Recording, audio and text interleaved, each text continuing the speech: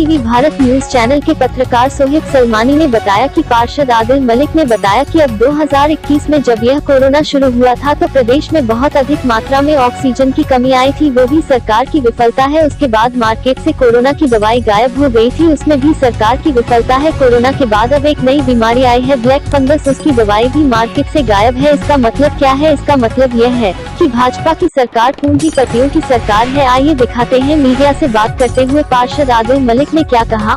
मैं आदिल मलिक मेरा नाम है, पार्षद हूँ शहीद नगर से 4 बार से, 1 बार डिप्टी मेयर भी रहा हूँ। अभी आपसे मेरे से आप लोगों से जो बात हुई थी, भाई आप सब पत्रकार बंधुओं को पता है कि अब से पहले जब ये कोविड शुरू हुआ था तो उसमें ज़बरदस्त ऑक्सीजन की जो कमी आई थी वो भी सरकार की विफलता है। उसके बाद दवाइयों के ऊपर भी एक तरह से बिल्कुल दवाई सब मार्केट से गायब हो गई थी, उसमें भी कहीं ना कहीं सरकार की विफलता है। उसके बाद अब जो एक नई इस कोविड के इसके बाद जो एक बीमारी आई है ब्लैक फंगस, उसकी दवाई भी मार्केट से गायब हो गई है। इसका मतलब क्या है? इसका मतलब यह है कि सरकार पूंजीपतियों की सरकार है और ये सरकार पहले से ही अपने सब अनुयायियों को, अपने सब मिलने वालों को ये बोल देती है कि ये सब चीज़ मार्केट से गायब कर दो, इसको ब्लैक करो, इसको ब्लैक करके तुम अपने पैसे कमाओ। ये सरकार सिर्फ और सिर्फ लाशों पर राजनीति करने वाली सरकार है। इस सरकार को कुछ नहीं चाहिए, सिर्फ हम आप लोगों को बांट करके राजनीति करने का इन्होंने काम किया, देश को बर्बाद किया, देश को ख़त्म किया। ये देश को ख़त्म करने वाले लोग हैं। तो मैं आप लोगों के माध्यम से कहना चाहूँगा कि आप चौथे स्तंभ कहलाए जाते हैं। अगर आप लोग इस बात को कहें कि भाई अब जब पहले ऑक्सीजन, उसके बाद दवाइयाँ इसकी कोविड की, उसके बाद अब ब्लैक फंगस की भी दवाई मार्केट से गायब है, तो इसका क्या है? इसका यही है कि कहीं ना कहीं सरकार की मिली भगत से काम हो रहे हैं।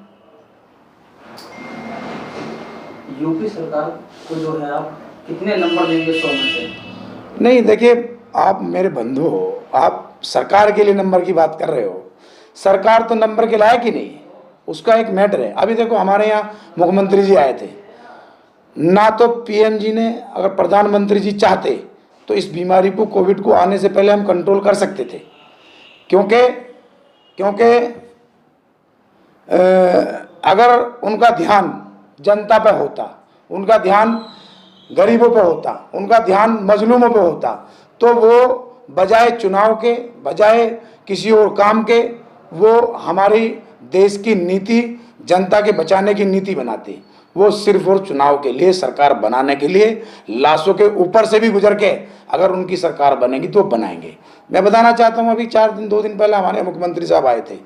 मैं पूछना चाहता हूँ आपके माध्यम से माननीय मुख्यमंत्री जी से कि यहाँ आके खाना पूर्ति करने के अलावा कोई काम किया क्या? कोई नई योजना बनाई क्या? यह कोई नई योजना पटल पे आई क्या? आ सकती है?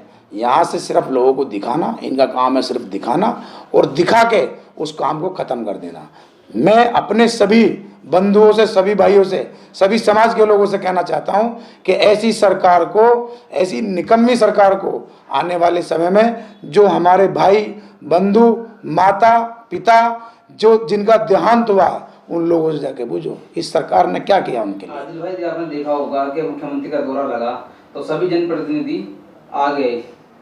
जी जी जी जी जी जी उससे पहले जनता परेशान थी, कोई जनप्रतिनिधि नहीं आ रहा था, फोन भी नहीं उठ रहे थे, उस बारे में क्या कहेंगे? हाँ, मैं ये बताना चाहूँगा, आप ये देखो हमारे क्षेत्र का सांसद बीजेपी का, हमारे सारे विधायक बीजेपी के, हमारे यहाँ मंत्री बीजेपी के, हमारे यहाँ मेयर बीजेपी का। मैं ये बताना चाहता हूँ, क्या इन्हीं की जान, इन्हें अपनी जान प्यारी है? गरीब की जान नहीं है?